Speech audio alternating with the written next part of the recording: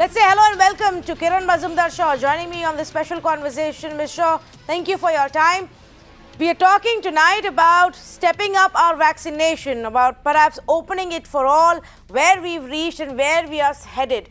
Your view on the pace of vaccination so far?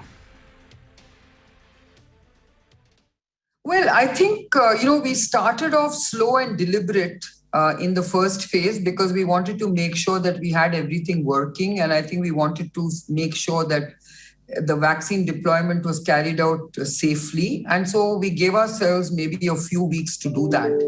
And after that, of course, we've tried to ramp it up. And in phase 2 of the vaccine rollout, which happened from 1st of March, we've seen as many as 3 million doses being vaccinated on one day. And, on an average, we've seen 2 million doses. But of course, we should get to a 5 million dose level very, very soon. And that's what we really need to focus on. Right now, we really need to ramp up vaccination, both in terms of pace and scale. All right, so how do you propose we go about, stepping our vaccination drive up? Because the center says that, it's now open for the states. It's all in the hands of the state governments. State governments can step up and set up more vaccination centers. They can even have 24/7 vaccination centers. But we're not really seeing that happen on ground. No, I think we are caught between two questions. One is, okay, you can open as many centers as you want. Then is the question of how many vaccine doses have you received and how many people are you allowed to vaccinate? Because we've created this eligibility criteria and this registration criteria, which is slowing down vaccination. So I think we need to really look into this aspect of vaccine deployment, which is actually deterring the ramping up and the speed of vaccination. I don't think we really lack the capacity to vaccinate 5 million or even more. And there's no need to, in fact, keeping on opening up new centers, because I think the capacity is there. And if we are allowed to actually relax on the eligibility criteria and in terms of the number of vaccines that state governments are procuring, I think we will be able to see a huge surge in vaccination. So I completely agree with you that we should go ahead and open vaccination for everybody. But while we've, experts say we have enough doses, we have the healthcare infrastructure. Why do you think, Kiran Mazumdar-Shaw, that the government is not doing it? Is there a downside to very quickly moving to that stage? What is it that they may be watching out for?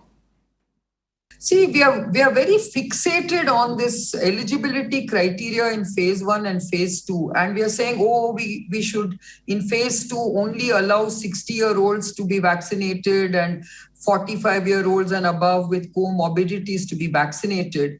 And of course, in phase 1, we've talked about frontline healthcare workers and essential workers in, whom we described as municipal workers and largely within the government system.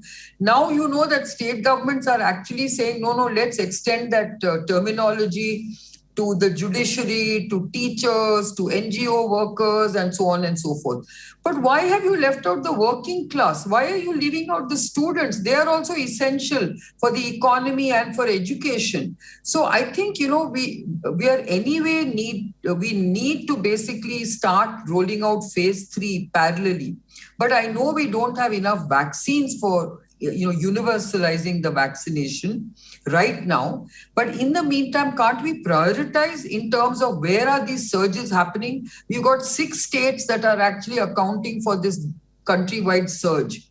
Maharashtra leading it. Why can't we really fix the problem in Maharashtra by vaccinating more people? It's not the elderly who is spreading the virus. It is the young people who are spreading the virus. So until you also fix transmission, you're not going to be able to control this pandemic. You're only focused on and fixated on protection of certain people in the population. You need to go beyond that. You need to focus on transmission as well and stop transmission. And that's why I said today that, it's not logic, but science that needs to take and drive decision making in terms of who to vaccinate and when to vaccinate. Yes, in fact, I loved that quote, and I would have gone ahead and said that, well, we should leave it to the scientists more than even bureaucrats in this specific case to decide our policy and our strategy from here on. But the other point that you raised, give vaccines to the worst hit zones, and in the worst hit zones, step it up there first if we don't have enough. The argument from the other side could be that vaccination drive must be equitable. Everybody must have the same opportunity.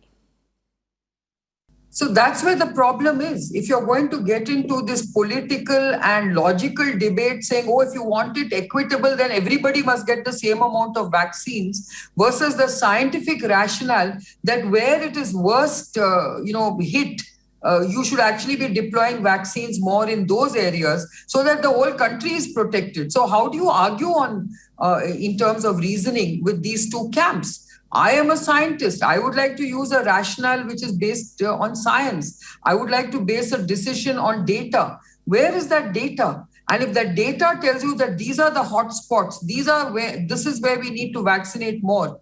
I mean, let's face it, if you want herd immunity, it is not going to happen by this equitable vaccination across the country. Vaccine-induced herd immunity can only happen when you see certain clusters are the ones which are being infected at a very high rate. And if you create herd immunity in that cluster, you protect that and save that whole community. So I think that's why I'm saying we need scientific rationale and data to drive decision-making and not just a political statement of equitable vaccination. So, apart from the worst hit cities or states, then would you also advise that we look at the poll-bound states and ensure that we contain the infection there at these large-scale rallies? Well, Tanvi, it's all about data. It's all about making sure that you are vaccinating. Absolutely, I think that when you have these large clusters of people and large political rallies and campaigns, the expectation is you'll have a surge. Okay, so it is important then to basically vaccinate those kind of states as well, like you said. But let's have a scientific, data-driven rationale that makes us do all these things, rather than just arbitrarily using some logic and saying, let's do this. Unfortunately, this logic has started with WHO looking at the world as one. And then this logic has further got translated into much smaller countries who can actually roll out this deployment using this kind of stratified logic. But for a country as large as India, I think we need new methodologies. And many pandemics have shown that these methodologies work. Even during the Ebola, outbreak, they use these kind of modeling, this ring modeling, to basically target certain clusters and groups and prevent Ebola from spreading. So why can't we use some of that previous knowledge and apply it for COVID? Because, COVID is a pandemic that we've never seen before. We don't understand it. We don't know much about it. So let's also use scientific reasoning to deal with it. Fair enough. Pleasure as always to have you with us. Thank you for joining us, Ms. Shaw.